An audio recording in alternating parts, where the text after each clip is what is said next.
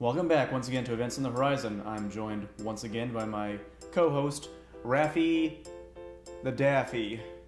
Yeah, there we go. That's a good name. That's a good name, isn't it? It's not. Like Daffy Duck. Daffy, I don't know what Daffy means. I think it means crazy.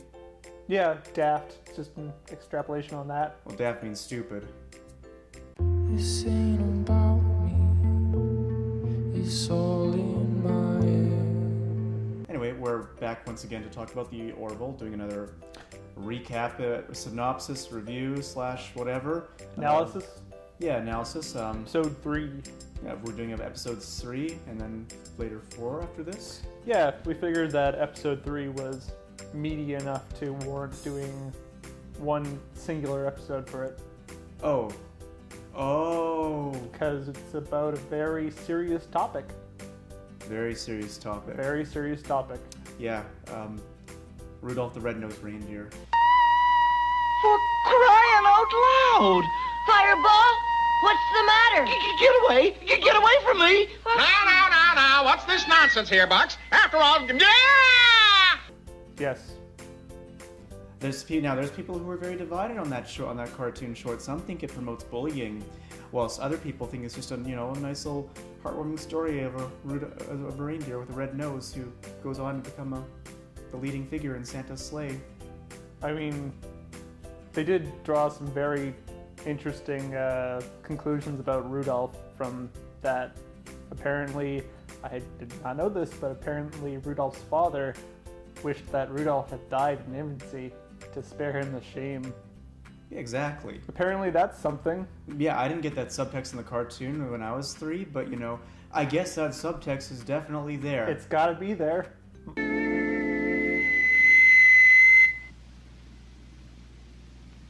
My a good show said that it was there, so it has to be there.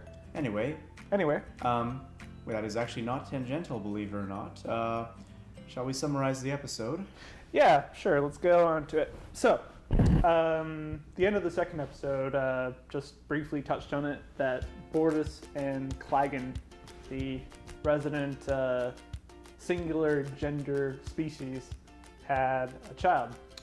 Their singular gender is male. Mm-hmm. They had a female child.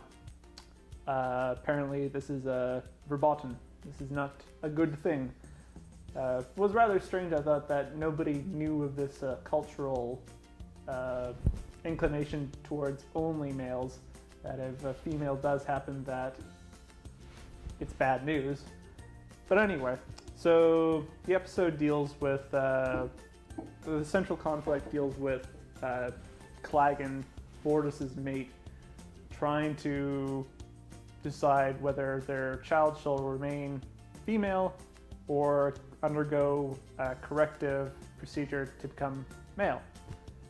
Naturally, the Orville crew, who come from a very, well, I suppose all of them, well, most of them are male, most of them are human.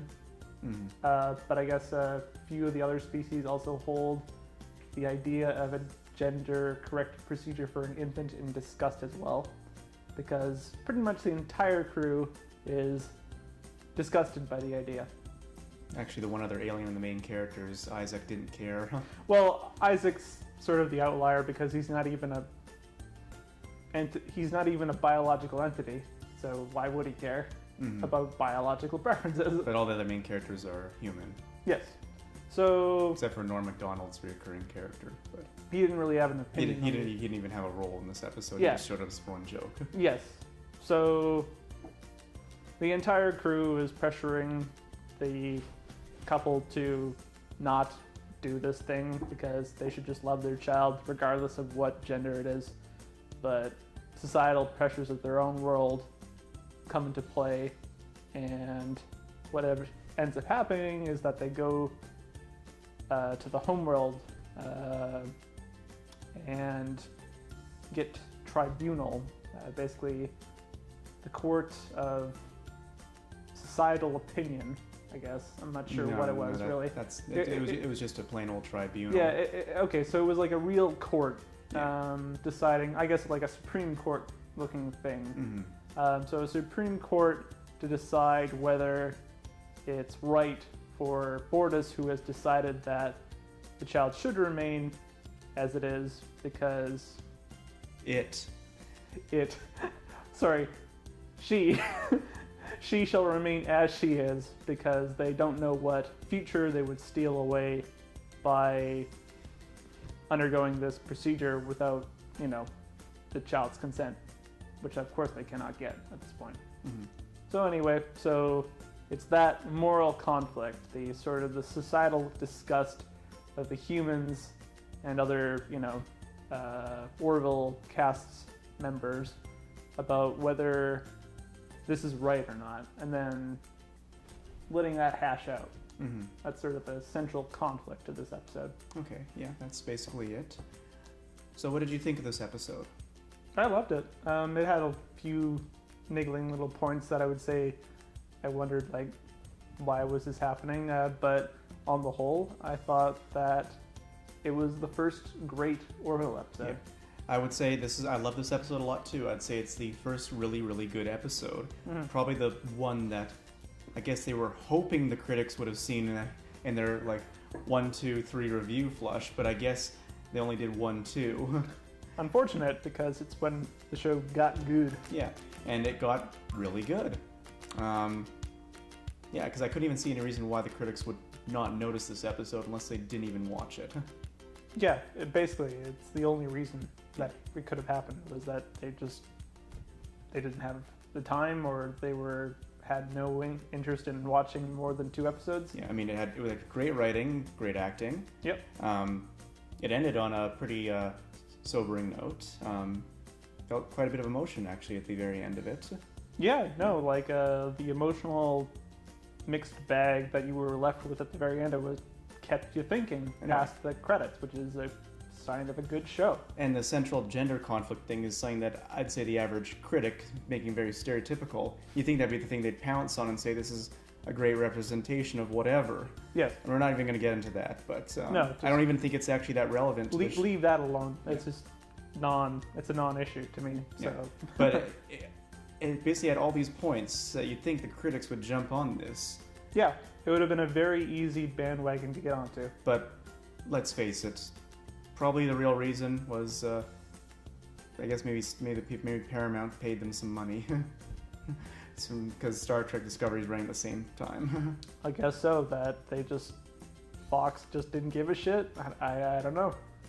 Yeah, I don't know. We'll never know the full story. Besides, I bet if they continue this quality, they'll get better reviews next season. Yeah. It'll probably be a BoJack Horseman effect, like I mentioned.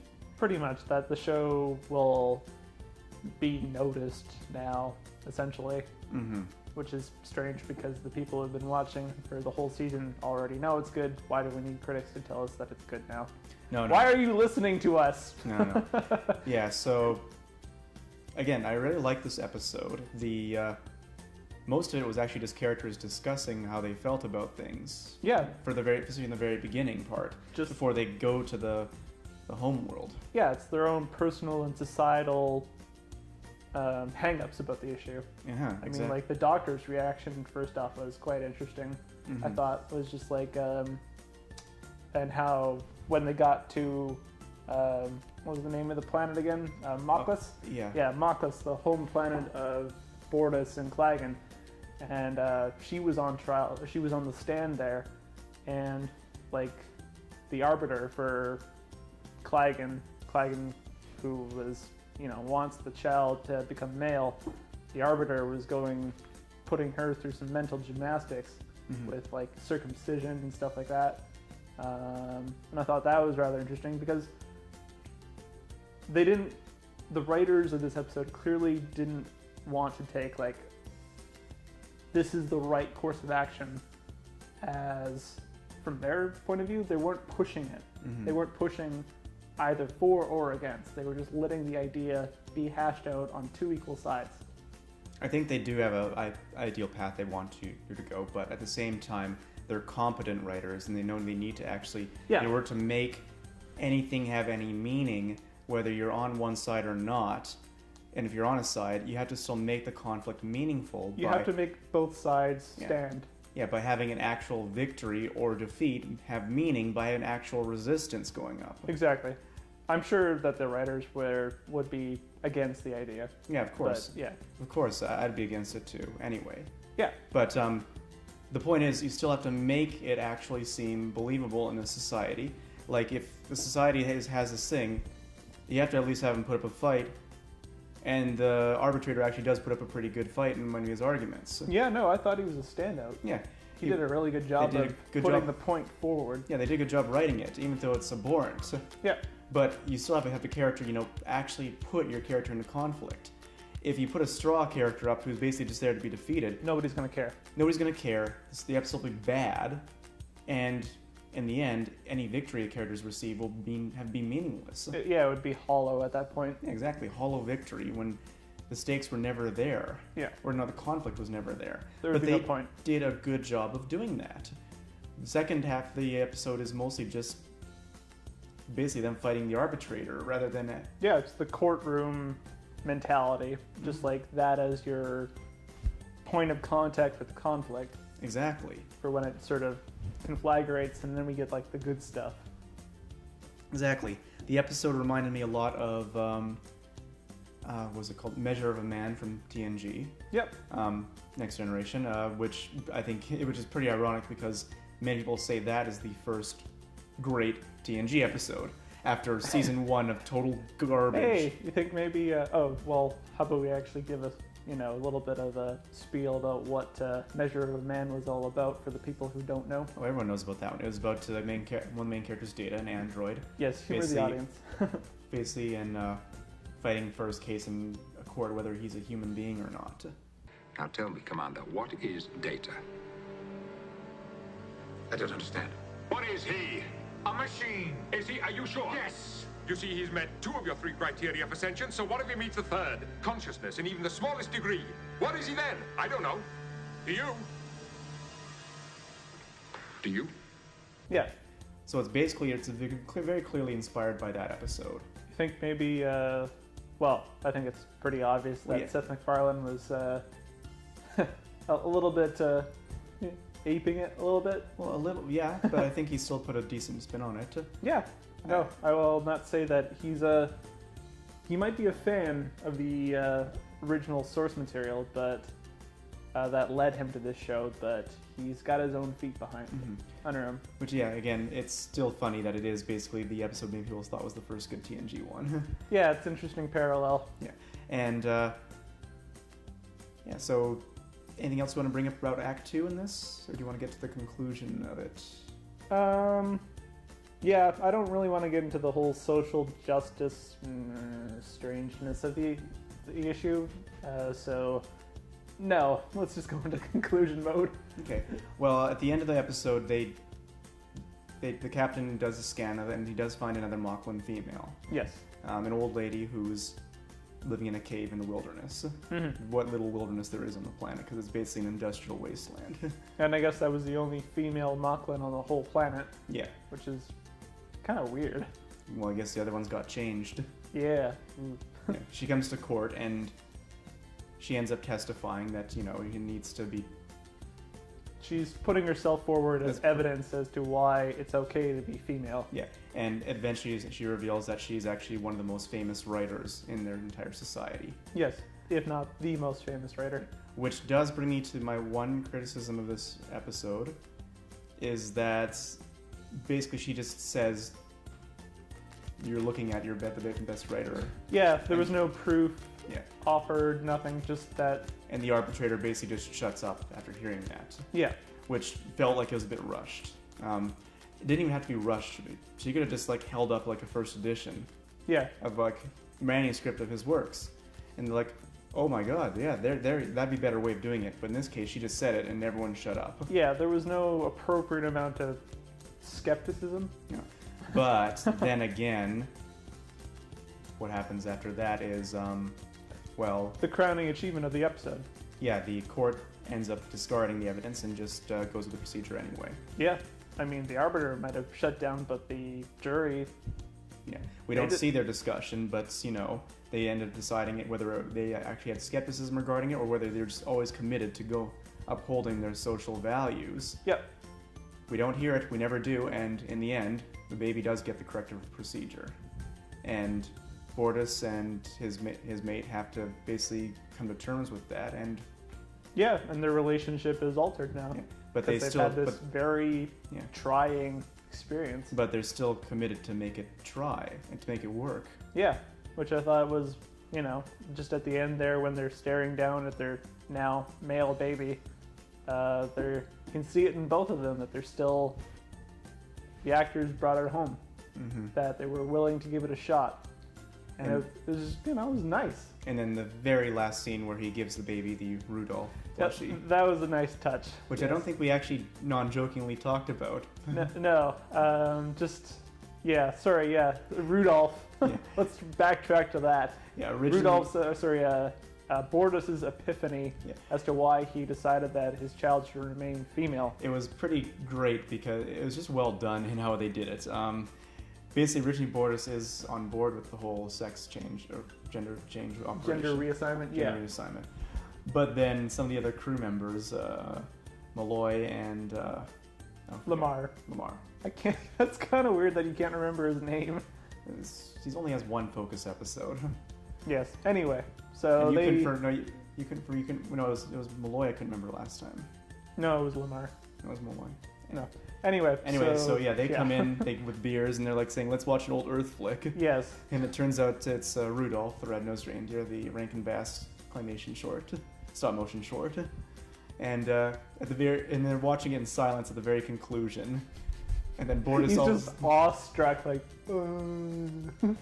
It's just well, like. he looks stoic at first, but then he says, "Of course." Yes.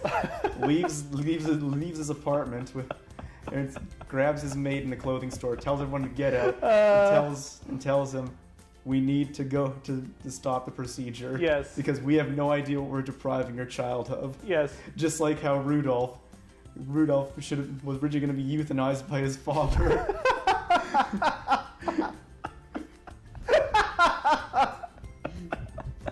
Yeah, and it's just like, the way that he phrased it, it was just so perfect. It's like, well, we'll never know. Just like Rudolph might have never known how he would have brought Santa Claus glory on Christmas Eve.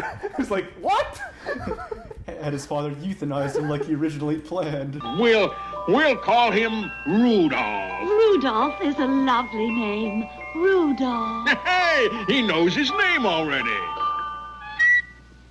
Papa, Mama. He's got a shiny nose. Shiny. I'd even say it glows.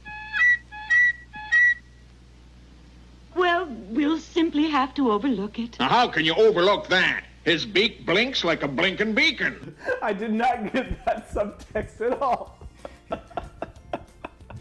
Oh, shit. But yeah, that was probably one of the most actually legitimately funny parts of it. And he keeps mentioning Rudolph in like occasions where people have no idea what he's talking about. Yeah, no, So you get the feeling like he thought Rudolph was actually a big metaphorical epic. But it's just a kid's cartoon for Christmas. Oh my god. Yeah. So although I've cracked about how the pop culture references were annoying before, Yeah. this one actually worked out and was legitimately hilarious. That's why I've said that when they do work, it's not. Yeah. It works. Yeah, and it tied into the plot perfectly. Yeah.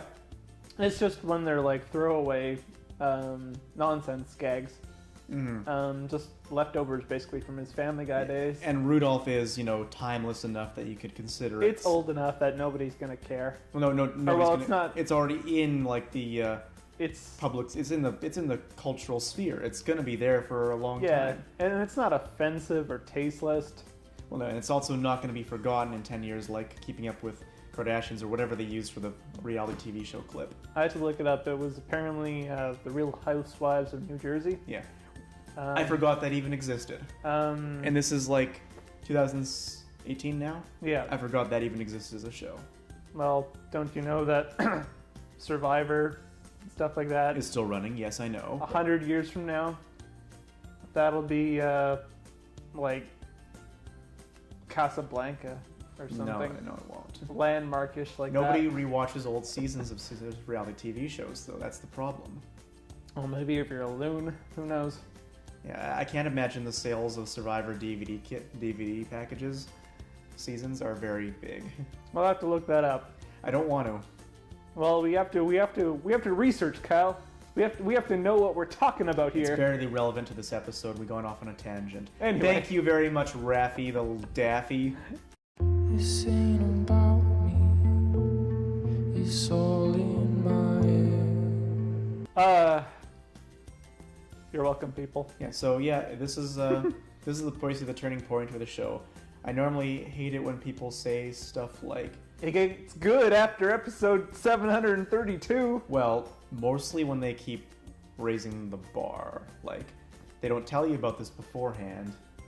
And then you get to, like, saying, like, okay, I'm bored now. They're like, no, get to episode 5, it'll be great then. And then you get to episode 5.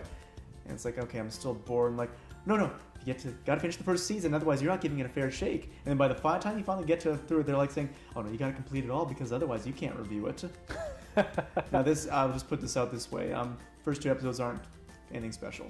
No, they're just okay. Episode 3 is fantastic. If you don't like it, you're clearly not watching the right show. So I'm not going to take that back anytime soon. Episode 3 is where it gets good. Would you consider it objectively good? Objectively good. Yes. All right. Putting a line in the sand here. Yeah. So if you don't like it, then it's not your show. You're whatever. I don't care. Or you're just a tasteless mongoloid. Yeah. So Thank you. This ain't about me. It's all in my head.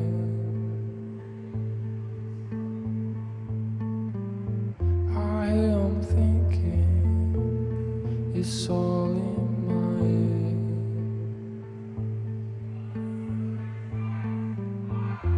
It's all